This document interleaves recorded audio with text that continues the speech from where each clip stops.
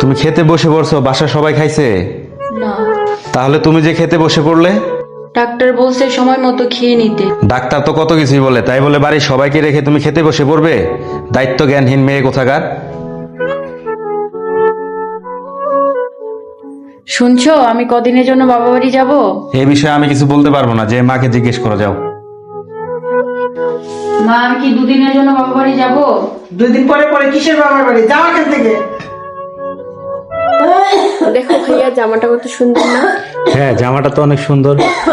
কখন থেকে কেসে যাচ্ছ? যাও না, গিয়ে পানি খাও না। কানের কাছে শুয়ে শুয়ে কাশতেছো।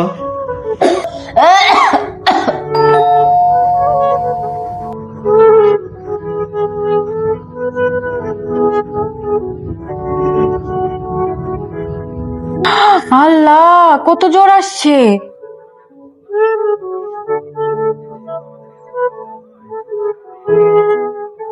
বৌমা, রাতে কোনো অসুবিধা হইলে আমাকে ডাক দিও।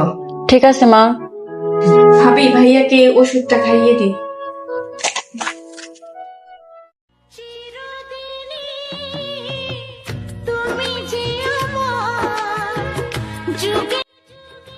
তুমি ঘুমাও, তুমি উঠছো কেন? তোমার শরীরটা ভালো না, ঘুমাও। সবাই কোথায়? সবাই চলে গেছে। কয়টা বাজে? তুমি এখনো জেগে আছো? রাত 4টা বাজে। সবাই ঘুমাই পড়ছে, তুমি এখনো ঘুমাও নাই? তুমি অসুস্থ, আর আমি কি ঘুমাতে পারি? তোমার সেবায় আমি সুস্থ হয়ে গেছি। পরিবারের কারো কথায় স্ত্রীর সাথে দুর্ব্যবহার করবেন না, কারণ একটা সময় স্ত্রী ছাড়া আপনার পাশে কেউই থাকবে না। স্ত্রী হলো যৌবনকালের প্রেমিকা, মাঝ বয়সের সঙ্গী এবং বৃদ্ধ বয়সে সেবিকা।